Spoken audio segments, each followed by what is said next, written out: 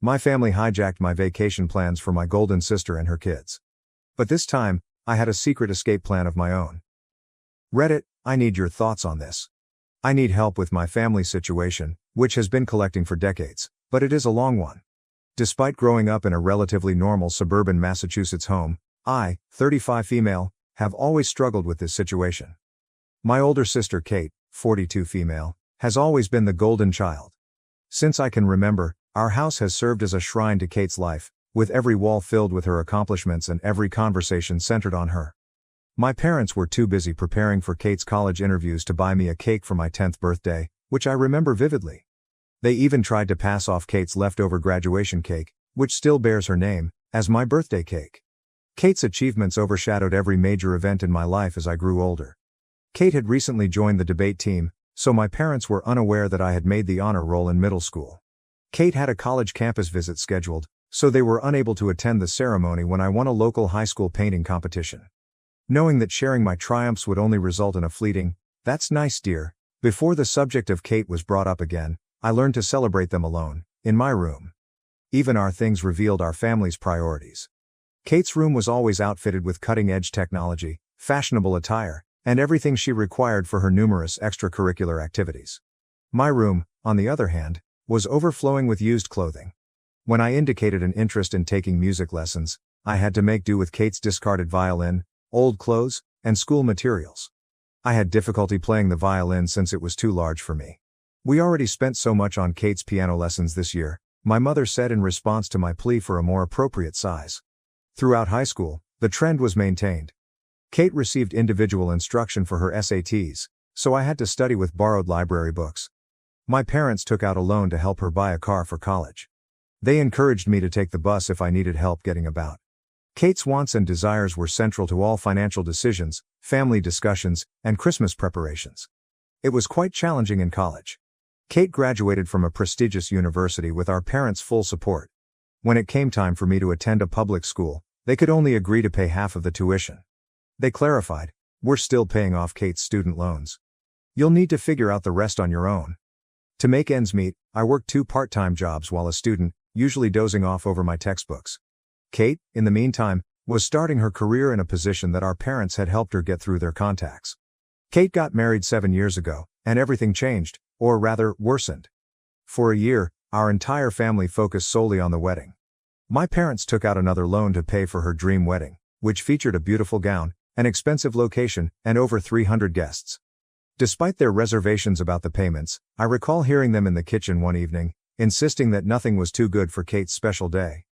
Was there any doubt that she was her maid of honor? I was expected to organize bridal showers, plan a luxurious bachelorette party, and handle any small issues that arose. When I expressed my stress about handling these commitments while working a full-time job, my mother urged me, "Don't be selfish, Elizabeth. This is your sister's special time." The twins followed.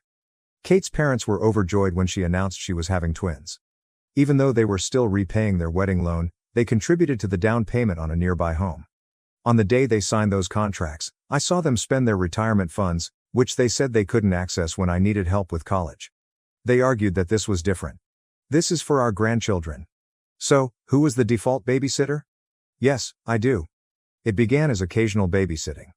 The request, "Elizabeth, could you watch the boys for a few hours?" became a weekly practice, then expanded to evenings when they had appointments. My parents supported this arrangement, saying, "This is what family does."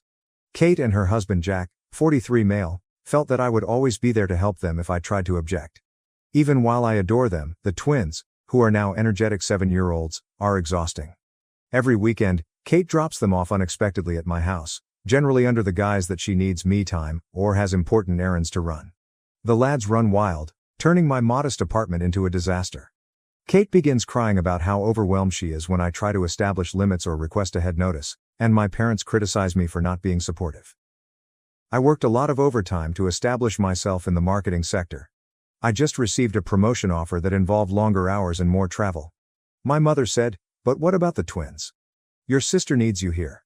Kate added, "You can't take that job, Elizabeth. Who will help me with the boys?" When I brought up the subject during a family dinner in the hopes of earning some compliments. It appears that my time, profession, and life are entirely irrelevant. My father adds, Family should come first, Elizabeth. My mother constantly says, your sister has 2 children to look after. You don't know what tired really means. When I tried to explain how overwhelming it all is, Kate accused me of being envious of her life and her children. She said, you're just bitter because you're still single, as if my marital status was the primary element determining my worth as a person. Following a particularly stressful weekend with the twins, I decided to finally indulge myself to a beach trip last month. They successfully ruined my laptop and left permanent marks on my couch. I knew I needed a getaway. I discovered a modest, unpretentious resort in Florida that was excellent for a relaxing getaway. My mother's eyes shone as I mentioned it at our weekly family dinner. Oh, that's perfect. We should all go together. The twins would love the beach. Kate had started organizing events before I could protest. She said, you can take the boys swimming while Jack and I have some alone time, as if my trip would automatically convert into a time for them to be cared for. Of course, in exchange for my aid with the twins, my parents offered to upgrade my reservation to a higher-end resort where they could all stay. Totally disregarding the fact that this was supposed to be my vacation, they began planning activities and vacations based on what the twins wanted. I made a decision that changed everything as I was lying in bed that night. I booked a separate resort on a quiet tiny island. I kept the change of plans a secret from everyone. I quietly began preparing by arranging time off work, packed my belongings, and ensuring that my emergency fund was available. Even though I knew it was dishonest, I couldn't take it any longer. At the airport, they will be removed from us. While I board my flight to another city, they will be flying to Florida. I have disabled location sharing and am prepared for the inevitable criticism. Yes, I understand that there will be drama. Yes, I understand that they will be upset. However, I want to prioritize myself for the first time in my life. For 35 years, I have been the dependable sister, the ideal daughter, and the always available aunt.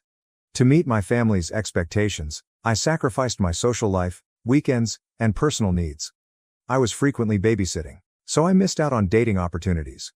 I have denied opportunities that may conflict with the demands of my family. To be available to them whenever they need me, I have placed my personal life on wait. Right now, I'm fleeing a lifetime of exploitation, not just a trip. I aim to use this as a turning point to establish clear boundaries with my family, and possibly even take a complete break from them. I'm tired of always making sacrifices, being the family's pillar of support, and being the reliable backup plan. Reddit, what should I do? Am I exaggerating? Is it acceptable for me to want something more for myself, or should I simply follow their lead and accept my place in the family? Update 1. I sincerely appreciate all of your assistance and guidance. A lot has happened since my last post, and I'd like to describe how everything turned out. Although everything went as planned, the day at the airport was more emotionally charged than I had expected. I purposely chose a check-in station that was far from my family's location when I arrived early. I saw everyone pass through the terminal's glass walls. Jack checking their reservation details, my parents looking excited, Kate handling the twins, and Kate dragging luggage. As soon as they began to make their way to the check-in counter, I quietly passed through security for my own flight. When they discovered I wasn't at their gate, my phone started buzzing. The perplexed text first appeared. Where are you?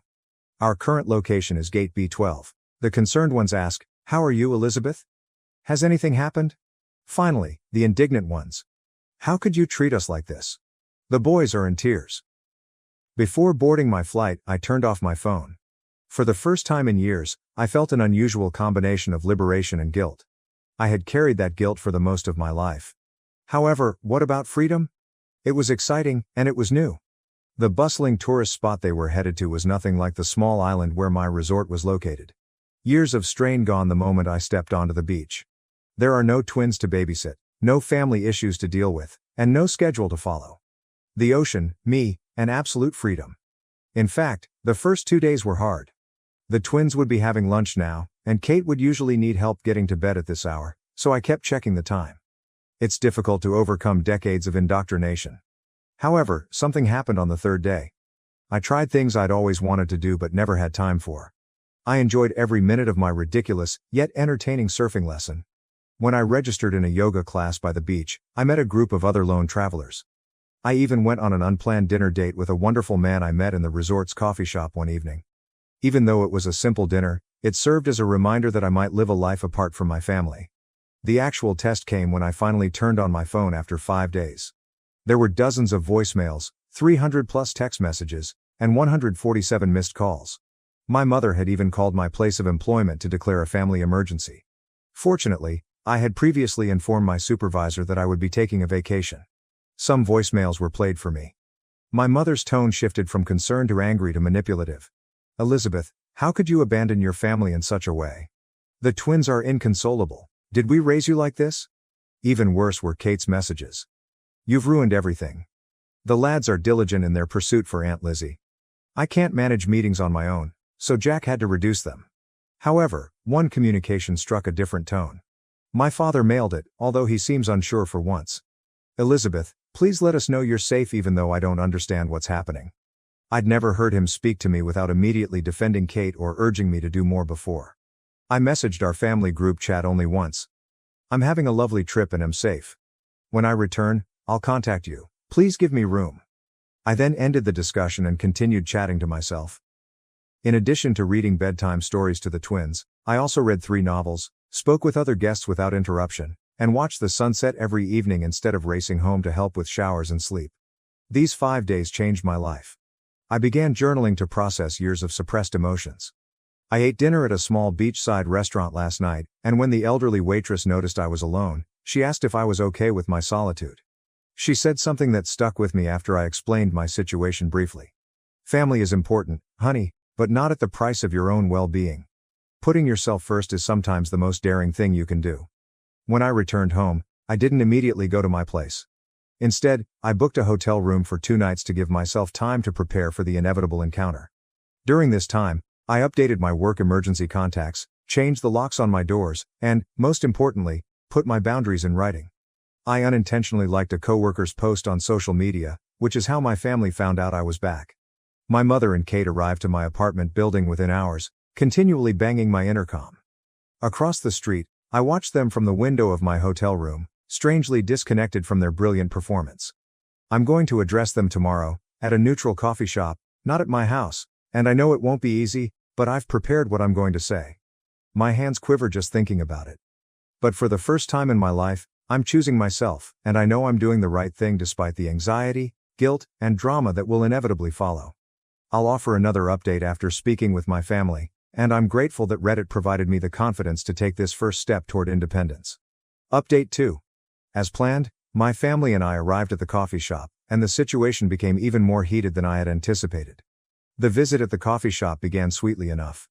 I arrived early and sat at a corner table where I could see the front door and the emergency exit, a habit I'd developed over years of anticipating family drama. My hands were shaking so terribly that I couldn't even grasp my coffee cup. My parents, Kate, and, surprisingly, Jack all showed up together, and I am relieved there are no twins. I lifted my hand and said what I had practiced before they began their scheduled speeches. "I'm establishing boundaries, and they can't be negotiated." The next 2 hours were a masterclass in emotional manipulation. Kate started crying as she detailed how my absence had traumatized the twins, and my mother tried to inculcate guilt. "Following everything we have done for you." Unexpectedly, Jack attempted to mediate by proposing a solution in which I would only see the kids every other weekend. For the most part, my father sat quietly and anxious. Kate's statement, "You are being selfish. Family means sacrifice," was the defining moment. Something broke within me, and I said clearly but calmly, "Yes, family requires sacrifice, but it should be reciprocated. When was the last time you made any sacrifices for me?" The ensuing silence was deafening. I revealed everything for the first time. The years of being Kate's second best friend, the unfair financial treatment, and the persistent belief that my life and time were less valuable than theirs. I then showed them my calendar for the previous year, with every weekend reserved for babysitting and every holiday tailored to their needs. My mother attempted to intervene, saying, "But that's what aunts do." I answered by saying something I had never dared to utter before. "No, that is what paid babysitters do. And Kate, if you require this much assistance, perhaps it's time to consider employing one." My mother followed Kate as she raced out, and Jack lingered, apologizing profusely for taking advantage of my availability. After a long silence, my father added, "We never meant to make you feel this way. It was something, but not an apology." When they left, I followed through on my plan. I moved to a different part of town and got a new apartment, which is smaller than my previous one but in a secure building with a doorman who is aware of my situation. My new phone number is now only known to my workplace and a few close friends. Rebuilding my life from scratch was the most challenging component, not the moving or the planning. I had no meaningful hobbies and few close friends because I had spent years caring for my family. I began quietly, enrolling in pottery classes, joining a local reading club, and accepting dinner invitations from coworkers that I had previously rebuffed. It was a strange first weekend of true freedom. I did things I had never done before, such as staying up late, visiting a farmer's market, and spending hours browsing a bookstore. Kate did not send me an urgent text, Mom does not make guilt-tripping calls, and there are no requests for last-minute childcare. My family's reaction to my relocation was harsh but expected. When my mother tried to contact me through the company switchboard, they discovered that my new job does not allow personal calls during business hours. Kate even came to my office once, but security was alerted beforehand, and she wrote a tearful letter accusing me of destroying our family.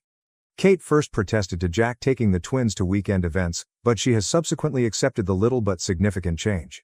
He apologized by email for his role in making the situation possible. My parents are having a difficult time adjusting. Dad periodically texts, typically in an embarrassing attempt to strike up a conversation, and Mom alternates between violent outbursts and frigid silence. She left a voicemail last week expressing, "When you're done with this rebellion, we'll welcome you back." This is not a phase, and she doesn't understand it. This is my new reality.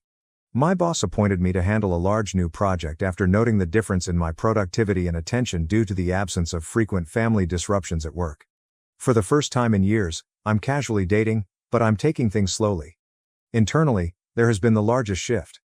I no longer have the continual background anxiety that I had for years, and I've been exercising more frequently, improving my nutrition, and sleeping better. According to my therapist, yes, I have finally started therapy. I am beginning to recover from what she calls chronic familial stress syndrome. Last weekend, the twins sent me a gift that included handcrafted notes expressing how much they miss me. Even though it was bittersweet, I remained resolute. I carefully wrote them back to let them know that, while I love them, I need some time to look after myself.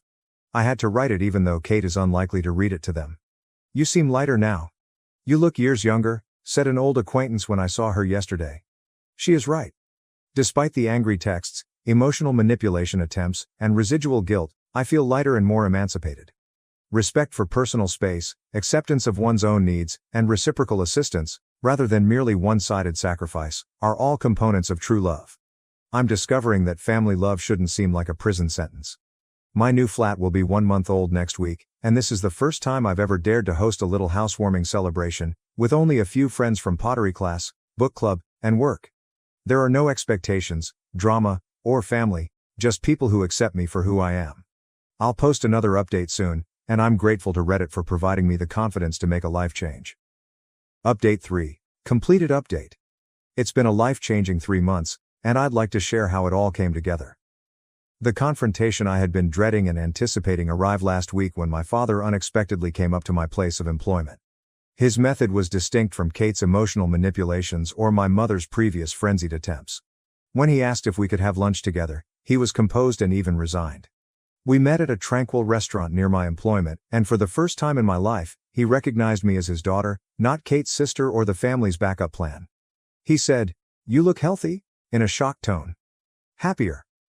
The fact that he hadn't seen my dissatisfaction in years weighed hard on the observation that remained between us. The family had offered him a proposal, and they were willing to make sacrifices. If I agreed to reclaim my role in the family, I could have every other weekend off. He went on to remark, they'd even pay for my time with the twins, as if earning money from the commitment would make it more appealing. As I looked across the table at him, I knew they still didn't get it. They saw my freedom as a bargaining tool rather than a basic right. "Dad," I answered, "I am not bargaining for my independence. I am living it." The talk that followed was the most frank I've ever had with my father. I detailed how their relentless focus on Kate had damaged me emotionally as well as practically, and I told him about things he had forgotten or never noticed, dreams, accomplishments, and birthdays. His answer was unusual. He sat for a long time in silence, not providing the usual defense of their judgments. Finally, he stated, "We believed we were doing what was best for our family. We never realized how much we were hurting you." Although it wasn't an apology, it was the first time I'd been acknowledged. When he inquired about my new life, that was the genuine turning point. He listened for the first time as I explained my pottery lessons, my job advancement, and the new acquaintances I had made. Despite its flaws, I showed him images of a vase I had produced. I was stunned by what he said next. "You seem to have built a good life for yourself without us." The realization and anguish in his voice were genuine. We agreed at the end of lunch that nothing would ever be the same again. He gave me my first genuine embrace in years as he said to me to leave. I hope someday we can be part of your life again, but on different terms. That exchange appeared to spark a final bout of family turmoil. Kate has been making passive-aggressive remarks about selfish sisters and broken families on social media because she feels deceived by our father's approval of my decisions. After learning about our lunch, my mother launched a new round of emotional attacks, informing family members that I require an intervention because I am having a breakdown. Their actions, in my opinion, are an attempt to keep control over someone who has finally earned their freedom. The difference is that none of it has the same influence on me as it had before, and my new life has given me a new perspective. My new apartment looks like home now, with my attempts at pottery and images of my chosen family, friends who value my independence and respect boundaries, adorning the walls. I've begun training my less experienced coworkers at work, breaking the vicious cycle of poisonous support that had long entrapped me. My relationship with time has altered the most. I can spend my weekends as I want. I've started learning Spanish, joined a local hiking group, and even began dating someone who respects and loves my boundaries. For the first time, I'm living a life that reflects who I am rather than what my family expects of me. Last Sunday, the twins sent me a handwritten card that was clearly prepared under supervision. It was packed with terrible remarks about how much they miss their aunt. Previously, this would have sent me into a dark spiral of uncertainty and remorse. Instead, I reacted with a loving yet forceful letter, expressing that while I may not be as active in their daily lives, my love for them has not changed, and that sometimes adults need to look for themselves. My therapist says I'm experiencing post-traumatic growth, which means that instead of simply moving on from the past, I'm developing something more strong and wholesome in its place. She's helped me realize that I'm not to blame for my family's dysfunction. The most recent development occurred yesterday, when Kate's husband Jack phoned me to inform me that my attitude has resulted in changes in their family, not to lay blame on me. They have finally hired part-time help to help with the twins, and he has been a more involved dad. Jack believes it is best for everyone, but Kate is having difficulty adjusting. As I write this final update, I'm sitting in my home office, preparing for a business trip next week, something I could never have done in my prior life. Behind my desk, there's a framed quote that relates to my journey. Sometimes the bravest thing you can do is set yourself free. I'd like to thank everyone who backed me and followed my story. You gave me the confidence to make my own decisions. If you're wondering if people in similar situations are selfish for wanting their own lives, remember that you're not. Being free is not selfish. Treating oneself is not mean. And establishing boundaries is not a sign of treachery. I have no idea how my relationship with my family will evolve in the future. Perhaps one day we will discover a different form of connection, one founded on mutual respect rather than duty. In the meanwhile, I'm focusing on maintaining the life I've created, including my friendships, interests, profession, and, most importantly, my sense of myself. This is not the end. It is only the beginning. For the first time in my life, I'm excited to see what happens next. My in-laws gave me a creepy portrait as a gift. It turned out to be evidence of a hidden secret, and my wife's entire life was a lie. My wife and I purchased our first home together 2 years ago, right outside Charleston, South Carolina.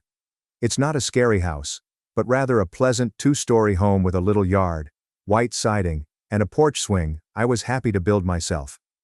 We moved in around springtime. It was a major deal to us. For nearly 2 years, I had been working double shifts, and she had also picked up extra hours. We saved every dime for that home. Her parents, let's just say, were not pleased. They constantly said I wasn't good enough for her. Never said anything out loud, but you could tell by the way her mother stared at my truck, and how her father never looked me in the eye when we spoke. They brought us a large housewarming present the weekend we moved in. Her father carried it himself, a tall, wide, hefty artwork draped in a dusty cloth.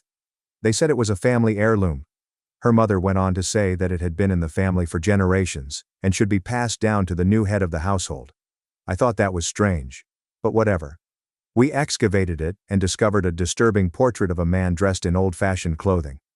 This is the type of painting that would be appropriate for a museum, or one of those luxury homes with spiral staircases.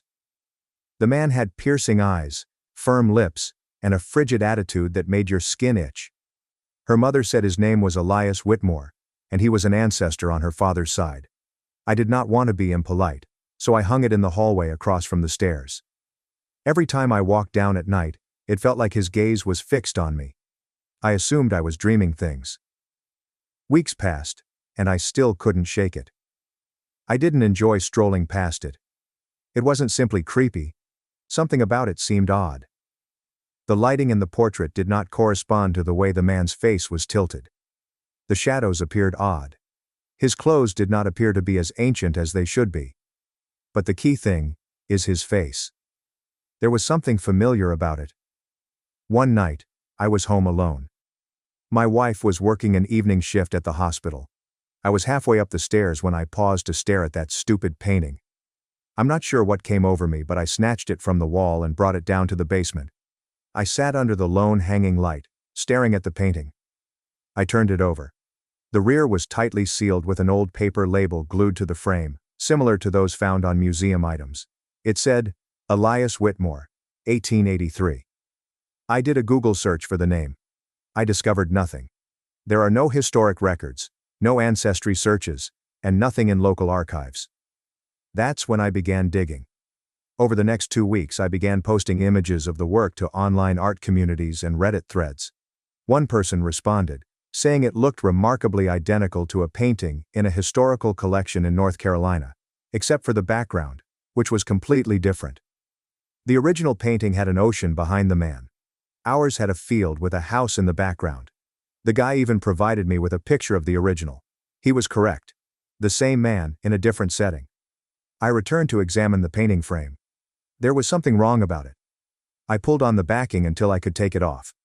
A folded yellowed paper was inserted below the canvas, between the wood and the backing board. It was brittle but still legible. This was a letter. It was dated 1972 and signed by someone named Benjamin Whitmore. In it, Benjamin discussed concealing the truth and cited a necessary lie to maintain the family name. He explained that the portrait was produced to commemorate someone who did not deserve it. That Elias was a blemish on the family, and that the original had been repainted, literally painted over, to conceal the reality. I am enraged now. I brought the painting to an appraiser in downtown Charleston. The guy owned a modest business filled with dusty frames and antique furnishings. He looked at it for around 20 minutes before confirming my fears. It was not 1800s work. He claimed it was painted in the 1970s, not a reproduction, but an intentional fake designed to appear older. I shared all of this with my wife. Initially, she believed I was overreacting, said her parents might not have known. But I urged her to ask them. She called her mother that night, while I sat close. When she mentioned the image, her mother went silent, then stated she didn't want to discuss it and hung up. That was it. The strangeness escalated into full-fledged mistrust. I returned to research mode and began hunting up public records related to her family. Marriage certificates, obituaries, whatever I could get my hands on. I eventually discovered something. An article from 1974 about a man called Elias Whitmore Jr., who was arrested in connection with several disappearances in the Charleston region. He was not convicted, but he was considered the primary suspect in at least 4 missing people cases, 2 of which involved children. My blood became chilly. The photograph in the article depicted a man who looked just like the one in the painting. The same face, same dead eyes. I printed it out, placed it beside the painting, and showed it to my wife. She became white. She said she'd never heard of this dude. She called her father this time. He denied everything, claiming I was digging up rubbish, that Elias was a misguided relative. They claimed it was all gossip. That's when I realized it was a cover-up. They knew. I asked them directly why they handed us the painting, and why now. Her mom just responded, "It was time." It was time. After that, something inside of me cracked. I began to consider the words in the letter, covering up the truth, protecting the family name. They gave me the portrait knowing full well who the man was. Not a proud ancestor. A predator. A creature they wished to keep secret. I couldn't sleep after that, and walking past that item made me want to destroy it. But suddenly something struck me. Perhaps they gave me that painting as a peculiar test. Or perhaps they wanted someone else to bear the load. Whatever it was, I was not going to be quiet. I did not tell my wife what I intended to do next. I wasn't sure what I was going to do, to be honest. But I knew I couldn't give it up. I began digging more into those old case files. I took time off work. I told my supervisor it was family related, which was probably accurate. I walked down to the Charleston County Library archives and gained access to the microfilm records. The name Elias Whitmore Jr. appeared far more frequently than I expected, not only in newspapers, but also in police logs, cases that were closed with no arrest, unusual accidents, and even arson. The more I read, the more it felt like everyone simply stopped talking about him after 1975, as if someone flipped a switch and erased him from local history. But here's the twist that knocked me out. One story cited a family portrait shot at the 4th of July parade in 1971. I received a copy. I stared at it for an hour before realizing who else was in the photo. An adolescent version of my wife's father standing 2 steps behind Elias, smiling. I likened it to the wedding album my wife's parents had lent us when we were preparing our own wedding. There was a man in one of the group images, off to the side and cropped halfway. Nobody had ever told me who he was. I assumed he was simply a random uncle. The same man. Elias. He had been at their wedding. I printed both images, circled their faces and placed them on the kitchen counter. My wife noticed them when she returned home from work. She lifted them up slowly, stared at them for a long time, and said nothing. Then she sat down at the table and asked me, "What do you think they are hiding?" It was the first time she allowed herself to believe something was wrong, that her parents had lied to both me and her. And then she told me something I'll never forget. She remembers her father once saying to her, "Sometimes people make monsters, and sometimes families keep them as pets." She thought it was an odd observation at the time. Now it felt like a confession. That night, I received a call from an unknown number. I answered, anticipating a telemarketer. It was her father. He sounded relaxed, too calm. He stated, "You don't know what you're messing with. Some things are better left buried." I did not respond. I just hung up. The next day, when I went down to the basement to get the portrait, it was gone. I searched the entire house and asked my wife. She had not touched it. We had no house visitors. No one had a key except us. Someone had broken in, but just to take the painting.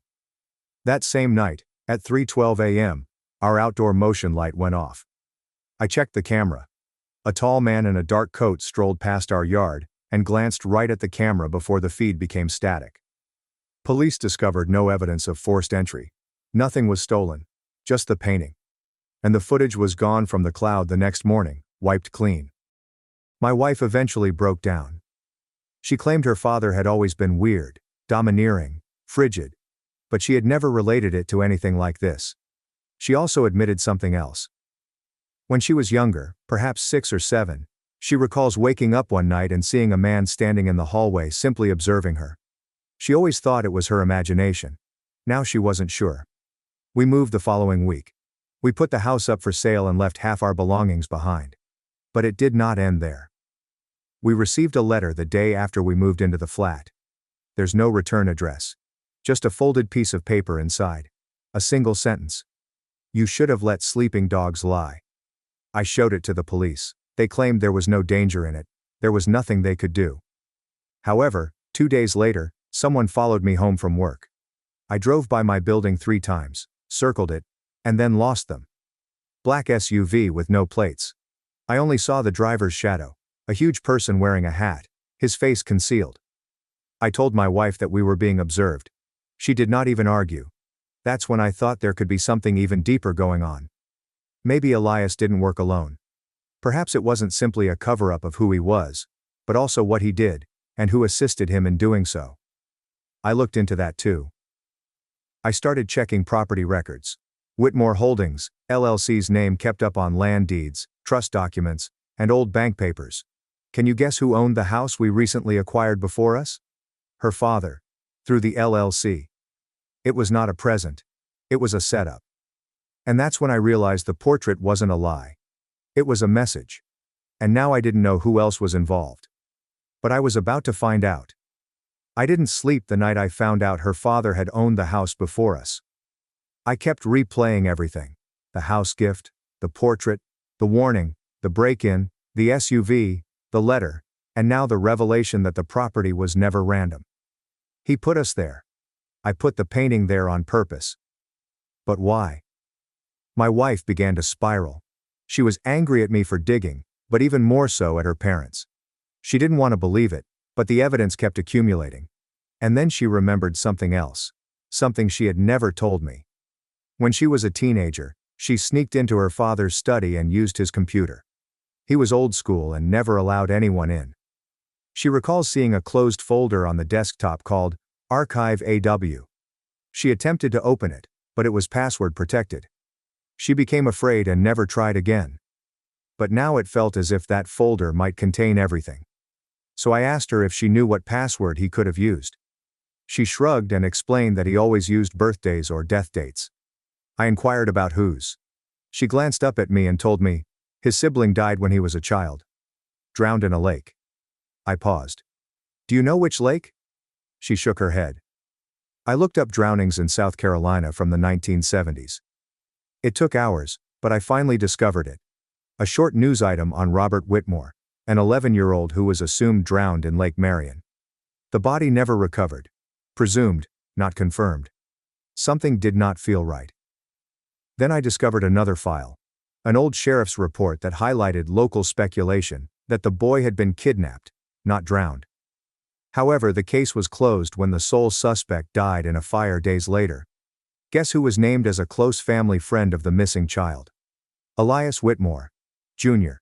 Everything seemed to be coming full circle. Here comes the most shocking twist.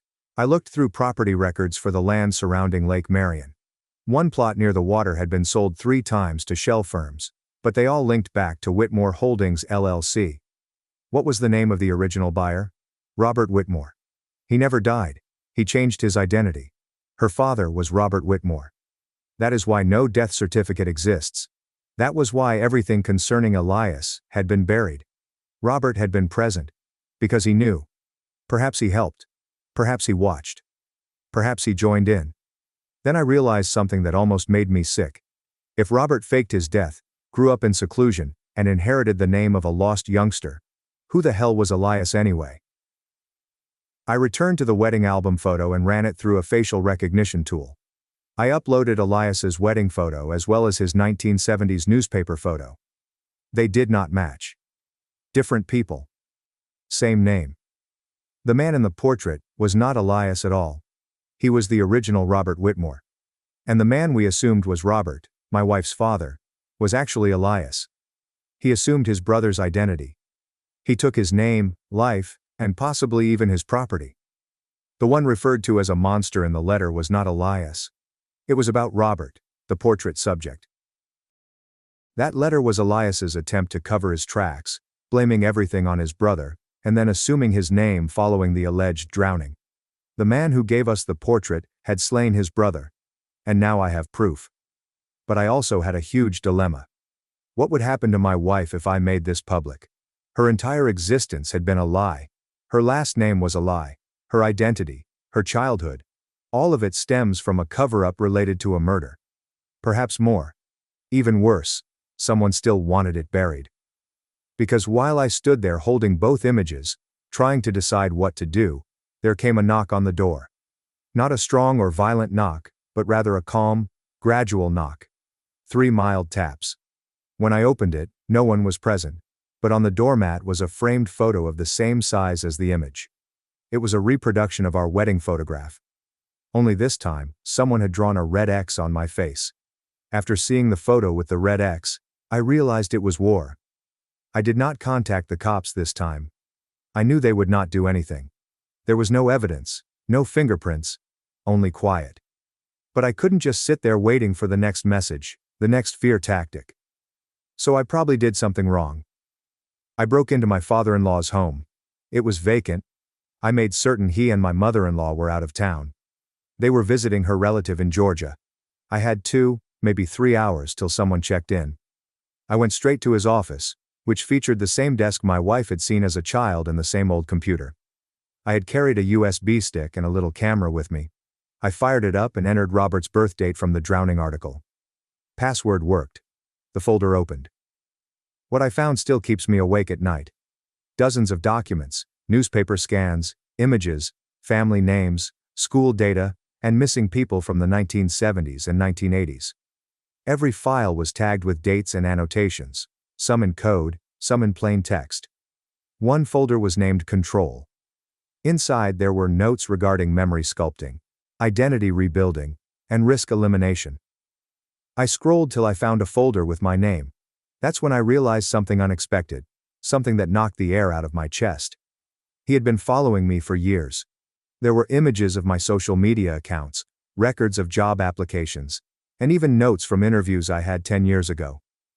He knew where I lived before I ever met his daughter. He knew who I'd dated before her. There were notes about my family's financial concerns, as well as my father's health issues. I was not chosen by coincidence. He chose me. I was simple to handle. Someone without family around. Someone who would be glad for a house, a gift, and the opportunity to feel like I belonged. The portrait was more than just a symbol of family. It was a test. Could I keep this secret? Would I bury it as they did? I've downloaded everything. I left the house just as I found it. But by the time I arrived home, my wife had left. No note, no call. Her phone is dead. I checked the security footage. Someone had turned it off 5 minutes before the last alert. It had to be him. I contacted the police. This time, I had genuine evidence. I forwarded the files to a journalist acquaintance I knew from college who worked in Atlanta. He called back in a panic. "Man," he asked, "do you realize what you just given me? These individuals bought off cops, judges, therapists, and social workers. There are names in here who still hold influence." He instructed me to remain quiet. I couldn't, especially while my wife was missing. 3 days have gone by. There's no word. Then a package arrived. There's no return address. Inside there was a burner phone. It lights up with a single message. "Meet me where it all began. Lake Marion." I knew it was him. I drove out there. Didn't tell anyone. I did not bring a firearm. Just the phone and a USB drive. I discovered him standing on the dock. My wife stood alongside him. She appeared pale and bewildered, as if she had been crying for days. He turned around, calm and cold. "You should have stopped," he stated. "You could have had a quiet life." I asked him what he had done to her. He said, "Nothing. Yet." And that's when I made my decision. I took out the USB and threw it in the water. For the first time he appeared shocked. I explained, "It's backed up in 3 locations. Try me." He glanced at me before turning to face my wife. "See? He's exactly like me. That wrath, that instinct. It's in all of us." She said nothing. Then she took a slow step back and pushed him. He slipped, lost equilibrium, and fell into the lake. He didn't get back up. We waited. Nothing. My wife murmured, "He always said he couldn't swim." She never looked away from the lake, neither did I. The files became public a week later. My journalist friend published everything. The story made national headlines. People were arrested, judges stepped down. Families brought suits. It ripped open a portion of Charleston that no one wanted to confront. We moved. We changed our names. She took therapy seriously. So did I. But here's something I'll never forget. I had the opportunity to stop early on. I saw the indications. I kept digging even after she begged me to stop. I thought I was doing the right thing, but I dragged her to hell. We survived, but we aren't the same. Sometimes justice has a cost. Sometimes vengeance consumes everyone in the room, including the one holding the match. Thanks for watching and sticking around till the end. If you enjoyed these stories, make sure to subscribe and hit the bell so you don't miss the next drama-filled episode.